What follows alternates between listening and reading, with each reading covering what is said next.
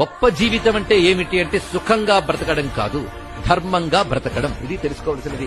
భారతం గాని రామాయణం గాని ప్రపంచానికి అందిస్తున్న గొప్ప సందేశం ఏంటంటే గొప్ప జీవితం అనగా సుఖజీవనం కాదు, ధర్మ జీవనము. ఇదే మార్కండేయుడు మాటల సార్.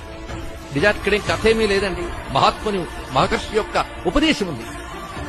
సాధారణ మన లోకంలో ఏమనుకుంటాం, మన పిల్లలు ఎదగాలి అన్నప్పుడు బాగా సంపాదించాలి, బాగా ఆస్తిపాస్తులు తెచ్చుకోవాలి, ఇదే అనుకుంటాం. కానీ నిజమైన తల్లిదండ్రులైతే మా పిల్లవాడు ధర్మబుద్ధి కలిగి ఉండాలి అని కోరుకోవాలి. ఎందుకంటే ధర్మము ద్వారానే అర్థము కామము సంపాదించాలి, సంపాదించగలం. అలాంటి ధర్మాన్ని మీరు ఎందుకు సేవించరు, ఇది చెప్పాడు ఇక్కడ.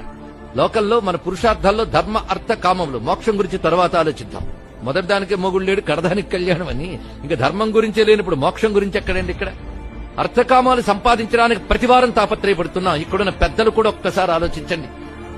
మన పిల్లలు అర్థకామాలు సంపాదించితే చాలు అనుకున్న తల్లిదండ్రులే గాని మన పిల్లలు ధర్మం సంపాదించాలనుకున్న తల్లిదండ్రులు ఎంతమంది ఉన్నారు? అలాంటి తల్లిదండ్రులు ఉంటే ఆ తల్లిదండ్రులున్న దేశం పేరు భారతదేశం అనాలి. ఇక్కడ ధర్మం కావాలి, అది ప్రధానం. పిల్లలకు అది అందించేవా మనం? శూన్యం. ఇది ఆలోచించుకో.